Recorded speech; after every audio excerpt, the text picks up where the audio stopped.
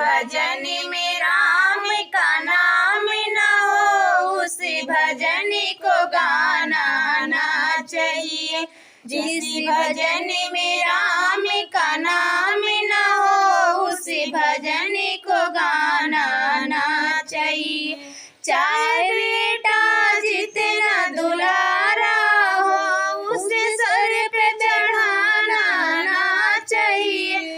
चाहे बेटी जितनी दुलारी हो, उसे घर घर घुमाना ना चाहिए। जिस भजन में राम का नाम न हो, उस भजन को गाना ना चाहिए। जिस माँ ने हमको जन्म दिया, उस माँ को रुलाना ना चाहिए। जिस माँ ने हमको जन्म दिया, उसे कभी रुलाना ना चाहिए।